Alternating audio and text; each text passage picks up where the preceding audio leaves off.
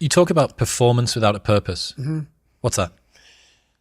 So, like, for instance, let's say you have no races. Let's say you have no classes, no nothing. There's no purpose in your life. You know, people need to have purpose to get up. They need purpose to perform. You need to get to a point in your life where there's nothing on the docket. There is no 5K. There's no I'm going to get into school to be this or that and still perform to the highest level. Because what people don't get is one day that thing's going to come up. And if you're not constantly performing without purpose, you're not going to be ready when the time comes. It's this magical thing, purpose, that we're all looking for. But what's funny about it all is that we need these things to perform. But we don't take a second to realize the purpose is always there. The purpose never leaves us because the very purpose is you. You are always the purpose. There may be another purpose, like being a SEAL or going to college or whatever, but the main purpose in life is you. So if you wake up in the morning and you don't want to do something, you don't care enough about yourself. And that's what you need to really research is, man, why am I not doing this for myself? Because that is the number one purpose in life, is to better oneself. So that's the only purpose I fucking need. So the reason I get up every day, even though there's no race or there's no school, or there's nothing in front of me, is because I have pride in myself. But where do you go to? You wake up on a morning, it's cold, it's wet, it's dark, you've got no cartilage in your knee, you've got shitty shorts, whatever it is that's the issue today. Keep talking. You've got these problems, right? I need you to keep talking about what you were just saying. It's warm on the couch. That's Your it. missus says stay in That's bed. it. It's comfy. That's it's cozy. That's You've got it. work later on. You had an argument last night. You're slightly it. hungover. Because I know every motherfucker ain't going to do what I'm going to do. So this is how you level up. That's how you level up. I know there's a whole bunch of people with that right there. That fires me up. That makes me fucking happy, what you just said. That brings joy to my life right there. Why? Because I know there's so many people that have the ability and just refuse to get off that couch. Refuse to study a few more hours. Refuse to go deeper, to go further. And that's where I gain the advantage. It's so easy to be great nowadays, my friend, because most people are weak. Most people don't want to go to that extra mile. Most people don't want to find that extra because it sucks. It's miserable. It's lonely. You talk about that you were kind of, lonely by yourself. I was the same way. And that used to hurt me growing up. Now I fucking thrive in that shit. That's the only place to be. Well, that was one of the things that is so surprising about growing up through difficulty, So loneliness is one example, right? Mm-hmm. Growing up as a lonely kid. What you realize is a lot of the things that you feared or hated or embarrassed about as a child end up being the genesis of the things that you're most proud about as an adult. Mm-hmm. So the fact that you can work and thrive in solitude gives you the opportunity to be able to move to America and start a podcast, or decide to do Hell Week 3 times in a row, or it doesn't matter how long or dark the course is, you're just going to stay. Mm-hmm.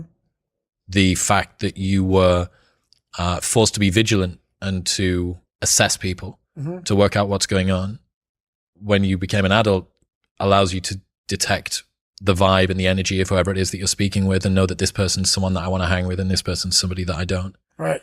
All of the things. In fact, I would go as far as to say there's not one thing in my life that I see as a pure advantage that doesn't have a dark side to it that came about at some other point as well. Right. So one of the reasons that I spent so much time as a kid in my bedroom listening to audio tapes, because I didn't have anyone to play with, right? Only child, a little bit sort of unpopular.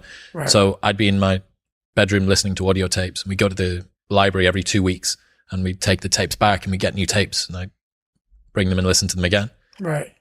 But you roll the clock forward 20 years and what's the 2023 version of an audio tape?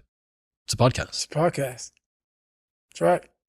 A lot of the things that you love and value in yourself in adulthood are the light side of something that you were ashamed, fearful, disgusted by when you were younger. Yeah. I mean, I think that comes from overcoming. A lot of people, wonder, how did you become this? How did you become so vulnerable? How are you doing a podcast now when you were this kid? You overcame things. You fought them. And now this is what happens. This is on the other side of overcoming.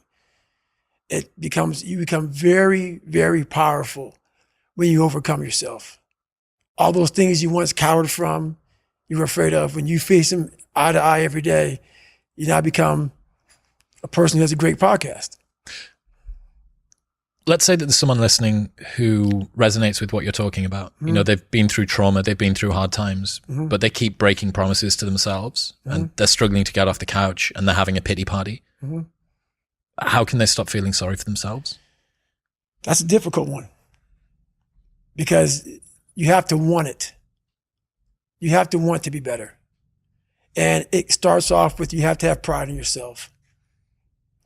You have to have pride in yourself.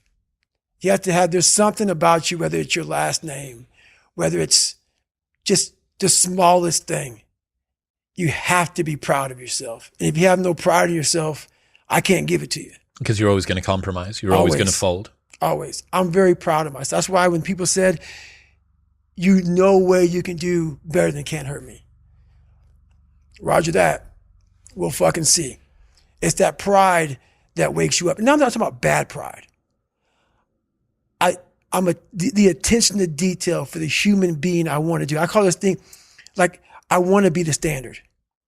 I want to be that guy. Like, every place I went in the military, there was this ethos about how this place is, how we're going to live, how we're going to represent ourselves. And I walked around and I saw that most people didn't live up to that ethos. Like, if you go to whatever company, they had this mission statement on how we want to run our company. I made one for myself on how I want to be. And that is why, if people can make up a mission statement, an ethos in which they want to live by, and every morning you wake up, you hold yourself accountable to that mission, not a company's, your own. Make up your own mission statement. What do you want to be in life? And once you do that, now you can work with somebody to get better. You can work with yourself to get better. But until you know what you want to stand for, you will always just be sitting down. You'll never stand for anything. What's that quote? If you don't stand for something, you'll fall for everything. That's it. It's a true statement.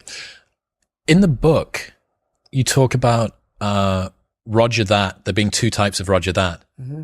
I absolutely adore the second type. Received orders given, expect results. That's it. So cool. Above and beyond, more than was expected. That's right. To the letter. That's Roger that. That is, for me, what Roger that means. Received orders given. Yep. Expect results. Expect results. That's right. So fucking dope. That is it. That is it. And when you hear that from somebody who gets it, you know it because you can look in their eyes. You feel that energy, man. It connects immediately. They're out here to get a job done. Roger that.